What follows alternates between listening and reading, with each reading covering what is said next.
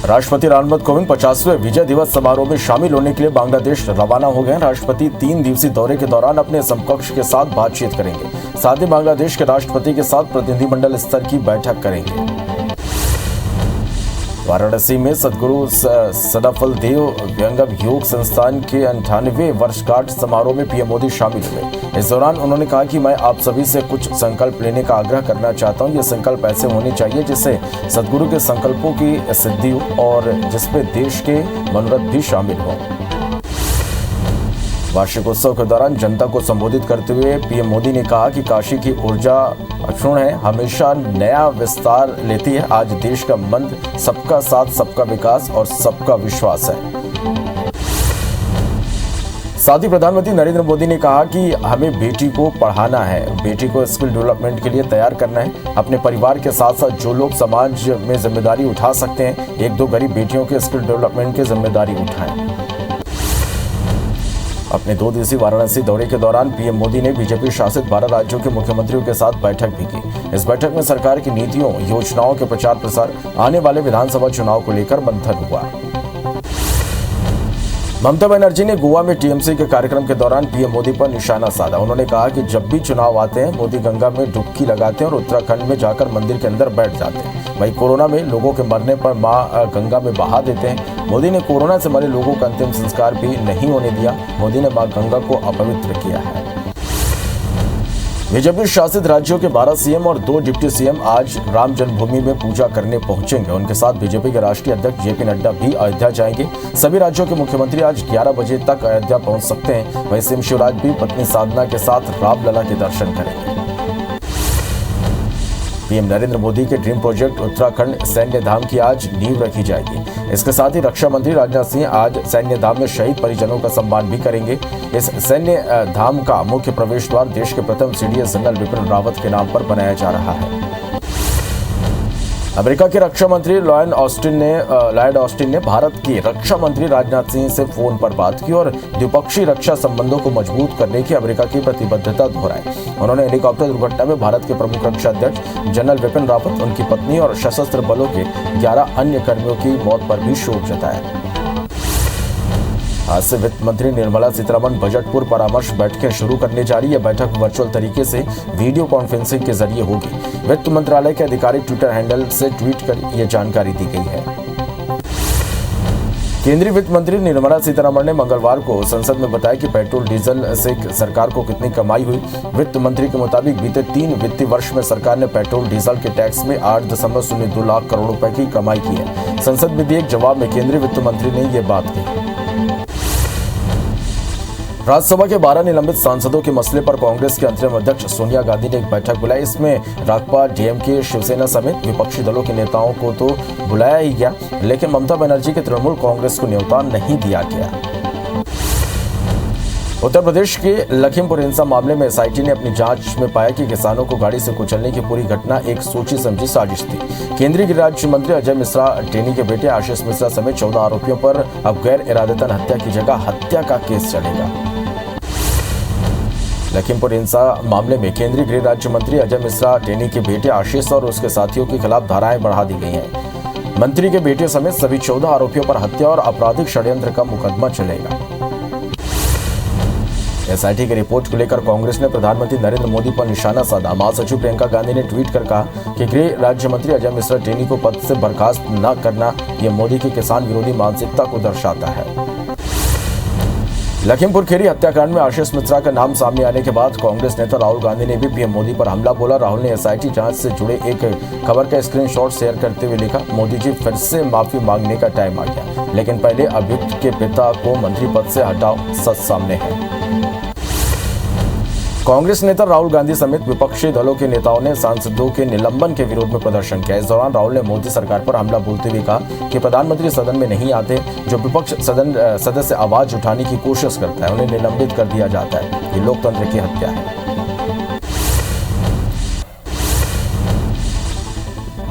राज्यसभा ने मंगलवार को दिल्ली विशेष पुलिस स्थापना संशोधन विधेयक को ध्वनि मत से मंजूरी दे दी, जिसमें सीबीआई के निदेशक के कार्यकाल को एक बार में 1 वर्ष बढ़ाने और 5 वर्ष की अवधि तक उसे विस्तार दिए जाने का प्रावधान है।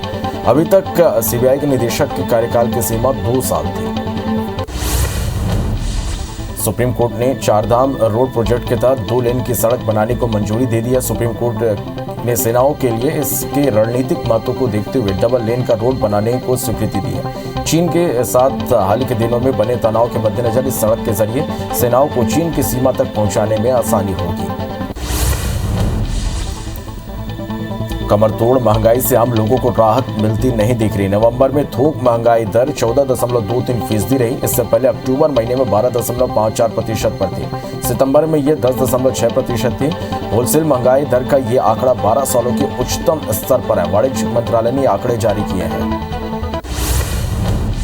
जम्मू कश्मीर के पुंछ जिले में 11 अक्टूबर को सेना के काफिले पर हमला करने वाले विदेशी आतंकवादी को सुरक्षा बलों ने मार गिराया। इस हमले में भारतीय सेना के 5 जवान शहीद हुए थे। सेना ने लश्कर कमांडर अबू झरार को मार गिराया। अबू झरार पाकिस्तानी है। उसके पास से अनेकों सामान बरामद हुए हैं। जम्मू कश्मीर के श्रीनगर में कल पुलिसकर्मियों से भरी बस पर हुए आतंकी हमले को लेकर जम्मू कश्मीर पुलिस ने बड़ा खुलासा किया। पुलिस ने पुष्टि की कि जैश-ए-मोहम्मद से जुड़े 3 आतंकवादियों ने बस पर हमला किया था। बीसीसीआई ने मान लिया कि विराट कोहली और रोहित शर्मा के बीच सब कुछ ठीक नहीं है। बोर्ड ने इस विवाद को कसूरवार कोहली को ही इस पर ठहराया। बीसीसीआई के एक अधिकारी ने कहा कि विराट को वनडे की कप्तानी से हटाना टीम के भले के लिए था, लेकिन उनका रिस्पॉन्स सेल्फिश था। उन्हें स्वार्थी नहीं बनना चाहिए। दिल्ली से लखनऊ जा रहे विमान से पक्षी टकरा जाने से 2600 फीट की ऊंचाई से विमान को पायलट ने सुरक्षित लैंड करा दिया। पायलट के सूझबूझ से 148 यात्रियों के साथ विमान को लखनऊ एयरपोर्ट पर उतारा गया। कॉकपिट में दुर्गंध आने के बाद पायलट ने एटीसी को सूचना दी। फायर ब्रिगेड एम्बुलेंस के साथ सीआईएसएफ जवान मौके पर पहुंच गए थे। 1 साल बाद किसान आंदोलन खत्म हो गया। दिल्ली के तमाम बॉर्डर से किसानों की पूरी तरह से घर वापसी हो जाएगी। गाजीपुर बॉर्डर, टिकरी बॉर्डर, सिंधु बॉर्डर एक बार फिर आम लोगों के लिए खुल जाएंगे। हरियाणा के टोलों से भी किसानों का धरना प्रदर्शन खत्म हो जाएगा। किसान नेता राकेश टिकैत भी समर्थकों के साथ घर लौट जाएंगे। करीना कपूर के कोरोना पॉजिटिव होने के बाद उनकी सोसाइटी को सील कर दी गई है। करीना पर गैर जिम्मेदाराना रवैये का आरोप लगने पर उनके प्रवक्ता ने सफाई दी। उन्होंने कारण जौहर की पार्टी में शामिल एक सदस्य को संक्रमण फैलाने के लिए जिम्मेदार बताया। ये सदस्य बीमार था और पार्टी के दौरान खांस रहा था। दिल्ली हाई कोर्ट में कोरोना वैक्सीन के दोनों डोज लगवा चुके लोगों के लिए बूस्टर डोज लगवाने की मांग वाली याचिका पर सुनवाई हुई। इस दौरान केंद्र सरकार ने हाई कोर्ट में एक एफिडेविट फाइल की। केंद्रीय स्वास्थ्य मंत्रालय के एफिडेविट में कहा गया कि सरकार की प्राथमिकता अभी देश की पूरी आबादी को वैक्सीन के दोनों डोज देना है।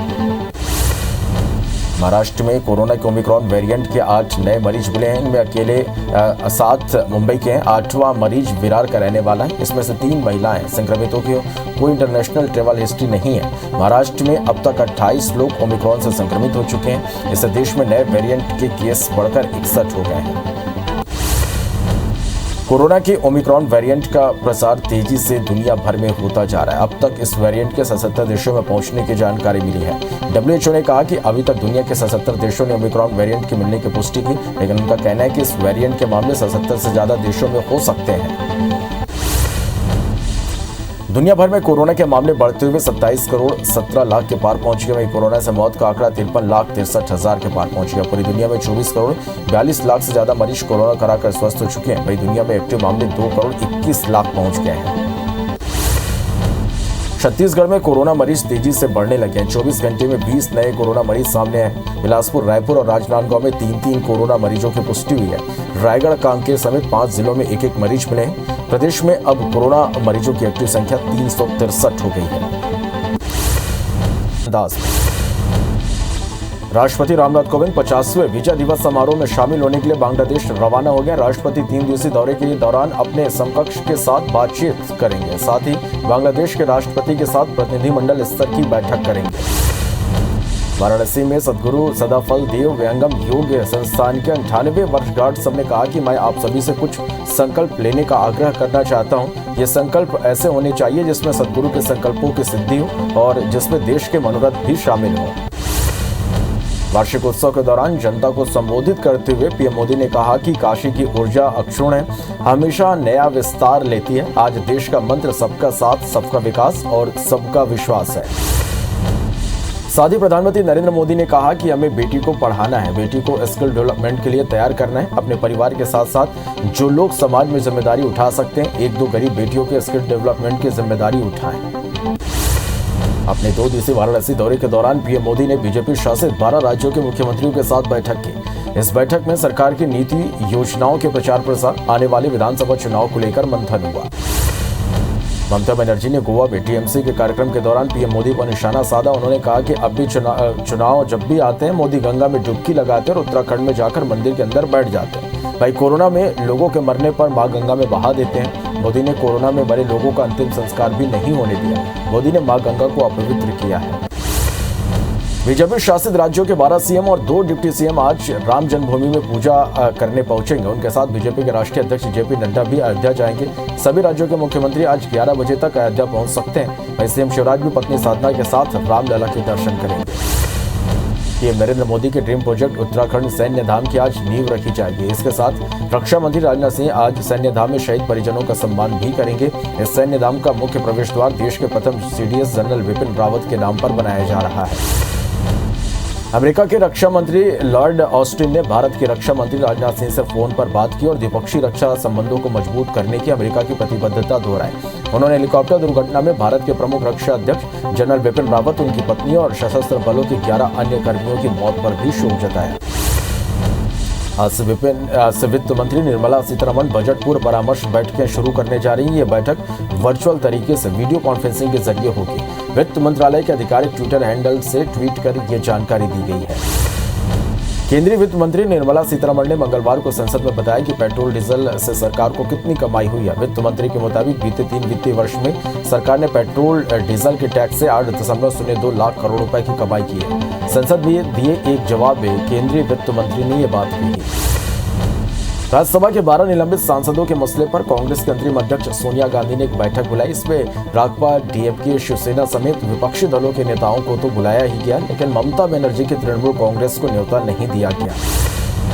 उत्तर प्रदेश के लखीमपुर हिंसा मामले में एसआईटी ने अपनी जांच में पाया कि किसानों को गाड़ी से कुचलने की पूरी घटना एक सोची समझी साजिश थी। केंद्रीय गृह राज्य मंत्री अजय मिश्रा टेनी के बेटे आशीष मिश्रा समेत 14 आरोपियों पर अब गैर इरादतन हत्या की जगह हत्या का केस चलेगा। लखीमपुर हिंसा मामले में केंद्रीय गृह राज्य मंत्री अजय मिश्रा टेनी के बेटे आशीष और उनके साथियों के खिलाफ धाराएं बढ़ा दी गई। मंत्री के बेटे समेत सभी 14 आरोपियों पर हत्या और आपराधिक षड्यंत्र का मुकदमा चलेगा। एसआईटी की रिपोर्ट को लेकर कांग्रेस ने प्रधानमंत्री नरेंद्र मोदी पर निशाना साधा। महासचिव प्रियंका गांधी ने ट्वीट कर कहा कि गृह राज्य मंत्री अजय मिश्रा टेनी को पद से बर्खास्त न करना पीएम मोदी की किसान विरोधी मानसिकता को दर्शाता है। लखीमपुर खीरी कांड में आशीष मिश्रा का नाम सामने आने के बाद कांग्रेस नेता राहुल गांधी ने भी पीएम मोदी पर हमला बोला। राहुल ने एसआईटी जांच से जुड़ी एक खबर का स्क्रीनशॉट शेयर करते हुए लिखा, मोदी जी फिर से माफी मांगने का टाइम आ गया, लेकिन पहले अभियुक्त के पिता को मंत्री पद से हटाओ, सच सामने है। कांग्रेस नेता राहुल गांधी समेत विपक्ष के दल के नेताओं ने सांसदों के निलंबन के विरोध में प्रदर्शन किया। इस दौरान राहुल ने मोदी सरकार पर हमला बोलते हुए कहा कि प्रधानमंत्री सदन में नहीं आते, जो विपक्षी सदस्य आवाज उठाने की कोशिश करता है उन्हें निलंबित कर दिया जाता है। ये लोकतंत्र की हत्या है। राज्यसभा में मंगलवार को दिल्ली विशेष पुलिस स्थापन संशोधन विधेयक को ध्वनि मत से मंजूरी दे दी गई, जिसमें सीबीआई के निदेशक के कार्यकाल को एक बार में 1 वर्ष बढ़ाने और 5 वर्ष की अवधि तक उसे विस्तार दिए जाने का प्रावधान है। अभी तक सीबीआई निदेशक के कार्यकाल की सीमा 2 साल थी। सुप्रीम कोर्ट ने चारधाम रोड प्रोजेक्ट के तहत 2 लेन की सड़क बनाने को मंजूरी दे दिया। सुप्रीम कोर्ट ने सेनाओं के लिए इस रणनीतिक महत्व को देखते हुए डबल लेन का रोड बनाने की स्वीकृति दी है। चीन के साथ हाल ही के दिनों में बने तनाव के मद्देनजर इस सड़क के जरिए सेनाओं को चीन की सीमा तक पहुंचने में आसानी होगी। कमरतोड़ महंगाई से आम लोगों को राहत मिलती नहीं दिख रही। नवंबर में थोक महंगाई दर 14.23% रही। इससे पहले अक्टूबर महीने में ये 12.54% पर थी। सितंबर में ये 10.6% थी। होलसेल महंगाई दर का ये आंकड़ा 12 सालों के उच्चतम स्तर पर है। वाणिज्य मंत्रालय ने ये आंकड़े जारी किए हैं। जम्मू कश्मीर के पुंछ जिले में 11 अक्टूबर को सेना के काफिले पर हमला करने वाले विदेशी आतंकवादी को सुरक्षा बलों ने मार गिराया। इस हमले में भारतीय सेना के 5 जवान शहीद हुए थे। सेना ने लश्कर कमांडर अबू जरार को मार गिराया। अबू जरार पाकिस्तानी है। उसके पास से अनेकों सामान बरामद हुए हैं। जम्मू कश्मीर के श्रीनगर में कल पुलिसकर्मियों से भरी बस पर हुए आतंकी हमले को लेकर जम्मू कश्मीर पुलिस ने बड़ा खुलासा किया है। पुलिस ने पुष्टि की है कि जैश ए मोहम्मद से जुड़े 3 आतंकवादियों ने बस पर हमला किया था। बीसीसीआई ने मान लिया कि विराट कोहली और रोहित शर्मा के बीच सब कुछ ठीक नहीं है। बोर्ड ने इस विवाद का कसूरवार कोहली को ही ठहराया है। बीसीसीआई के एक अधिकारी ने कहा कि विराट को वनडे की कप्तानी से हटाना टीम के भले के लिए था, लेकिन उनका रिस्पॉन्स सेल्फिश था, उन्हें स्वार्थी नहीं बनना चाहिए। दिल्ली की जनता साफ हवा के लिए तरस गई है। दिल्ली में एयर क्वालिटी इंडेक्स बेहद खराब श्रेणी में है। दिल्ली में AQI 346 दर्ज किया गया। System of air quality and weather forecasting and research ने यह जानकारी दी है। वायु प्रदूषण में गिरावट और थोड़ी साफ हवा के लिए दिल्ली वासियों को कुछ और समय इंतजार करना पड़ सकता है। दिल्ली से लखनऊ आ रहे विमान से पक्षी टकरा जाने से 2600 फीट की ऊंचाई से विमान को पायलट ने सुरक्षित लैंड करा लिया। पायलट की सूझबूझ से 148 यात्रियों के साथ विमान को लखनऊ एयरपोर्ट पर उतारा गया। कॉकपिट ने दुर्गंध आने के बाद पायलट ने ATC को सूचना दी। फायर ब्रिगेड एम्बुलेंस के साथ CISF के जवान मौके पर पहुंच गए थे। 1 साल बाद किसान आंदोलन खत्म हो गया। दिल्ली के तमाम बॉर्डर से किसानों की आज पूरी तरह से घर वापसी हो जाएगी। गाजीपुर बॉर्डर, टिकरी बॉर्डर, सिंघू बॉर्डर एक बार फिर से आम लोगों के लिए खुल जाएंगे। हरियाणा के टोलों से भी किसानों का धरना प्रदर्शन खत्म हो जाएगा। किसान नेता राकेश टिकैत भी समर्थकों के साथ घर लौट जाएंगे। करीना कपूर के कोरोना पॉजिटिव होने के बाद उनकी सोसाइटी सील कर दी गई है। करीना पर गैर जिम्मेदाराना रवैया का आरोप लगने पर उनके प्रवक्ता ने सफाई दी। उन्होंने करण जौहर की पार्टी में शामिल एक सदस्य को संक्रमण फैलाने के लिए जिम्मेदार बताई। यह सदस्य बीमार था और पार्टी के दौरान खांस रहा था। दिल्ली हाईकोर्ट में कोरोना वैक्सीन के दोनों डोज लगवा चुके लोगों के लिए बूस्टर डोज लगवाने की मांग वाली याचिका पर सुनवाई हुई। इस दौरान केंद्र सरकार ने हाईकोर्ट में एक शॉर्ट एफिडेविट फाइल किया। केंद्रीय स्वास्थ्य मंत्रालय के एफिडेविट में कहा गया कि सरकार की प्राथमिकता अब देश की पूरी आबादी को वैक्सीन के दोनों डोज देना है। महाराष्ट्र में कोरोना के ओमिक्रॉन वेरिएंट के 8 नए मरीज मिले हैं। इनमें केवल अकेले मुंबई के 7 मरीज हैं। 8वां मरीज विरार का रहने वाला है। इसमें 3 महिलाएं हैं। संक्रमितों की कोई इंटरनेशनल ट्रेवल हिस्ट्री नहीं है। महाराष्ट्र में अब तक 28 लोग ओमिक्रॉन से संक्रमित हो चुके हैं। इससे देश में नए वेरिएंट केस बढ़कर 61 हो गए हैं। कोरोना के ओमिक्रॉन वेरिएंट का प्रसार तेजी से दुनिया भर में होता जा रहा। अब तक इस वेरिएंट के 77 देशों में पहुंचने की जानकारी मिली है। WHO ने कहा कि अभी तक दुनिया के 77 देशों में ओमिक्रॉन वेरिएंट मिलने की पुष्टि हुई है, लेकिन उनका कहना है कि इस वेरिएंट के मामले 77 से ज्यादा देशों में हो सकते हैं। ओमिक्रॉन को लेकर विश्व स्वास्थ्य संगठन ने चेतावनी जारी किया। संगठन ने कहा कि नया वेरिएंट खतरनाक तरीके से फैल रहा है। सिर्फ यह सोचना गलत है कि इससे हल्की बीमारी ही पैदा हो रहा है। संगठन ने बताया कि ओमिक्रॉन अब तक दुनिया भर के 77 देशों में फैल चुका है। दुनिया भर में कोरोना के मामले बढ़ते हुए 27 करोड़ 17 लाख के पार पहुंच गया। वहीं कोरोना से मौत का आंकड़ा 53 लाख 36 हजार के पार हो गया। पूरी दुनिया में 24 करोड़ 42 लाख से ज्यादा मरीज कोरोना को हराकर स्वस्थ हो चुके हैं। वहीं दुनिया में एक्टिव मामले 2 करोड़ 21 लाख पहुंच गए हैं। ऑस्ट्रेलिया के PM Scott Morrison corona positive पाए गए। मंगलवार को हुए कोविड टेस्ट में उनके कोरोना पॉजिटिव होने की पुष्टि हुई है। मॉरिसन शुक्रवार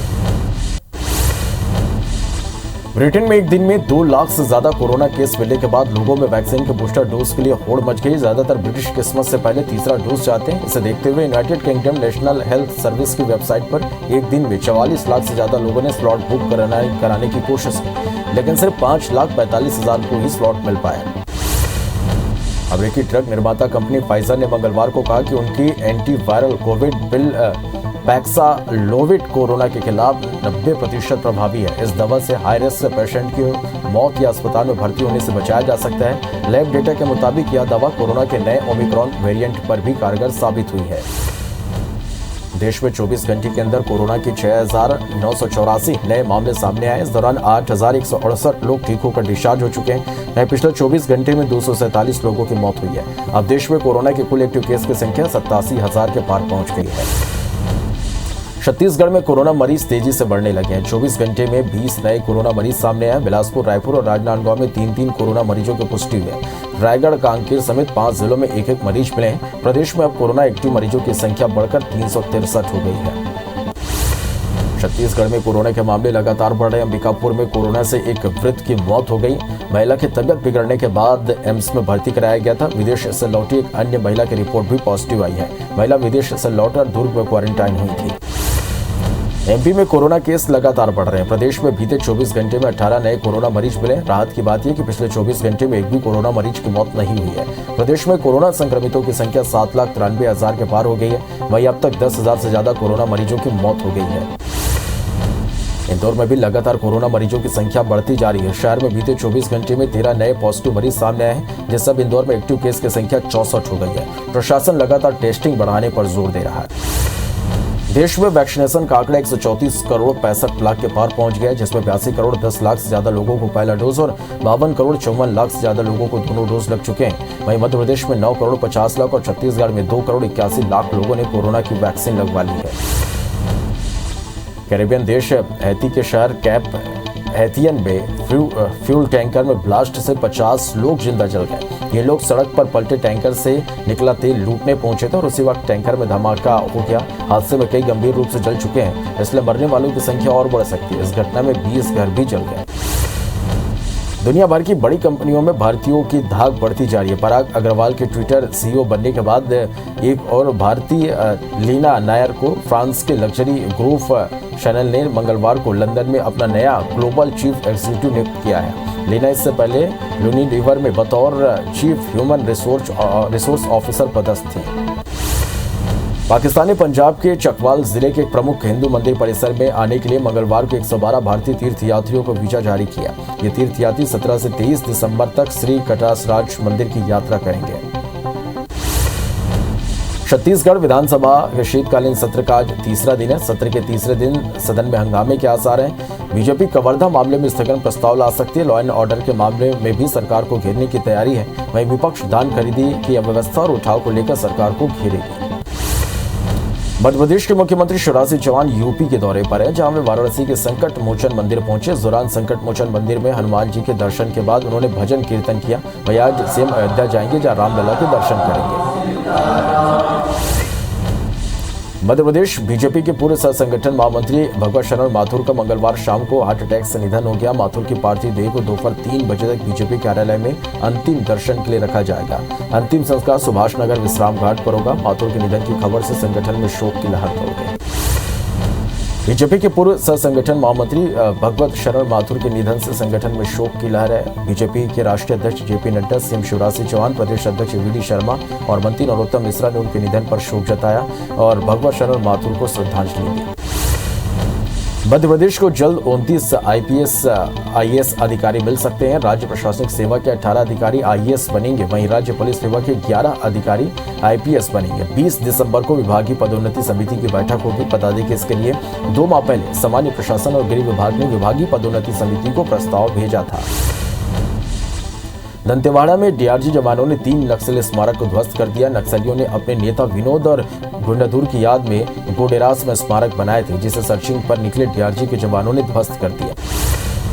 कांग्रेस विधायक उमंग सिंगार ने पीएम मोदी की तस्वीर के साथ एक विवादित ट्वीट किया, जिसमें उन्होंने लिखा कि सनातन धर्म के पुराणों में जितने भी विनाशकारी राक्षसों का वर्णन है, वो सभी भगवान शिव को ही प्रसन्न करने में लगे रहते थे।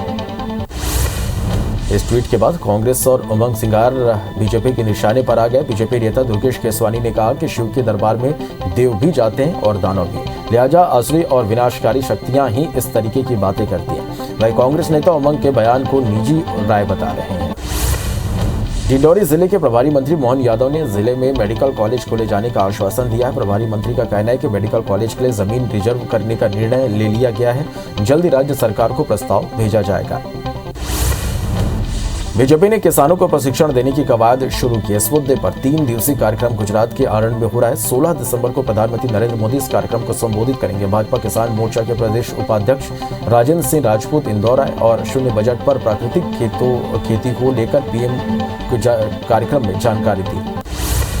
पंचायत चुनाव को लेकर सुप्रीम कोर्ट में लगी दोनों याचिकाओं पर मंगलवार को सुनवाई हुई। वहीं सुप्रीम कोर्ट अब इस मामले पर सुनवाई आज करेगा। दरअसल याचिकाकर्ता सैयद जाफर और जया ठाकुर की तरफ से मामले में जल्द फैसला देने की मांग की गई है। बिलासपुर हाईकोर्ट में बदहाल सड़कों को लेकर दायर हिमांग सलूजा की जनहित याचिका पर सुनवाई हुई। सुनवाई के दौरान याचिकाकर्ता के वकील ने बताया कि ड्रेनेज खराब होने के कारण डायरिया से अब तक 7 लोगों की मौत हो चुकी है और 279 लोग बीमार हुए हैं, लेकिन नगर निगम ने इसके लिए कोई कदम नहीं उठाया है। भोपाल के अमीदिया हॉस्पिटल अग्निकांड पर हाई कोर्ट ने राज्य सरकार से जवाब मांगा है। मामले पर दायर एक जनहित याचिका पर सुनवाई करते हुए हाई कोर्ट ने राज्य सरकार को नोटिस जारी कर 4 हफ्तों में जवाब मांगा है। हाई कोर्ट ने राज्य सरकार से पूछा कि अग्निकांड के दोषी अधिकारियों पर क्या कार्रवाई की गई है। बिलासपुर स्मार्ट सिटी मामले में हाई कोर्ट ने 20 दिसंबर तक के लिए सुनवाई बढ़ा दिया। आगामी सुनवाई में कंपनियों को नए प्रोजेक्ट की अनुमति दी जाए या नहीं, इस पर फैसला होगा। छत्तीसगढ़ में वेतन विसंगति की मांग को लेकर सहायक शिक्षकों का हड़ताल जारी है। अपनी मांगों को लेकर आज सहायक शिक्षक जेल भरो आंदोलन करेंगे। आंदोलन में शामिल होने के लिए प्रदेश भर से सैकड़ों की संख्या में शिक्षक राजधानी पहुंच रहे हैं। वहीं प्रशासन और जिला पुलिस ने भी आंदोलन को लेकर तैयारी की है। छत्तीसगढ़ में आंगनबाड़ी कार्यकर्ताओं और सहायिकाओं 7 दिवसीय हड़ताल पर है। आंगनबाड़ी कार्यकर्ताओं के हड़ताल का आज 6वां दिन है। अपनी मांगों को लेकर रोज अलग अलग तरीके से प्रदर्शन कर रही कार्यकर्ता आज धरना स्थल को विधानसभा बनाएंगे। इस दौरान आंगनबाड़ी कार्यकर्ता मंत्री और विधायकों की भूमिका में नजर आएंगे। छत्तीसगढ़ में उत्तर पूर्वी हवाओं ने ठंड बढ़ा दी है। दुर्ग का तापमान सामान्य से 2 डिग्री नीचे दर्ज किया गया है, तो वहीं बस्तर में पारा लगातार गिर रहा है। शहरी क्षेत्रों की तुलना में आउटर के क्षेत्रों में ठंड ज्यादा महसूस की जा रही है। राजधानी रायपुर में न्यूनतम तापमान 15.2 डिग्री सेल्सियस, दुर्ग का न्यूनतम तापमान 11.8 डिग्री सेल्सियस दर्ज किया गया है। दमोह के वरमासा गांव में पिता और बेटी ने जहरीले पदार्थ का सेवन कर लिया, जिसके बाद दोनों को गंभीर हालत में जिला अस्पताल में भर्ती कराया गया। लेकिन पिता दिनेश राजपूत की हालत गंभीर होने के कारण उसे जबलपुर रेफर कर दिया गया। वहीं दिनेश की बेटी का इलाज दमोह जिला अस्पताल में चल रहा है।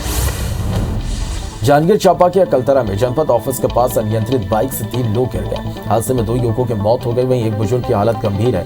बुजुर्ग के सिर पर गहरी चोट आई है, उसे बिलासपुर रेफर किया गया। वहीं मामले में पुलिस जांच कर रही है।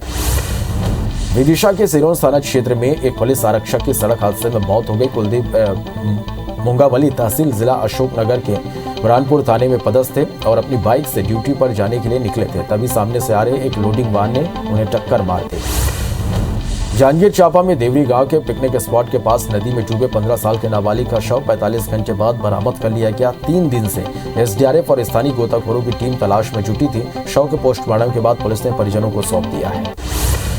भोपाल के वन विहार में तेंदुए के दूसरे शावक की भी मौत हो गई। शावक को धार जिले से भोपाल के वन विहार लाया गया था। इससे पहले रविवार रात भी एक शावक की मौत हो गई थी। कमजोरी, ठंड लगने और निमोनिया के कारण शावक की मौत होना बताया जा रहा। मरने वाले शावकों में एक मादा और दूसरा नर था। इस मामले में वन विभाग की लापरवाही भी सामने आई है। जांजगीर चांपा की बालखौरदा पुलिस ने सरपंच की हत्या के 7 आरोपियों को गिरफ्तार कर लिया। वहीं अन्य 4 आरोपियों की तलाश की जा रही है। बता दें कि बीते दिनों 11 लोगों ने सरपंच को लाठी डंडे से पीटा था, जिससे सरपंच की मौत हो गई थी।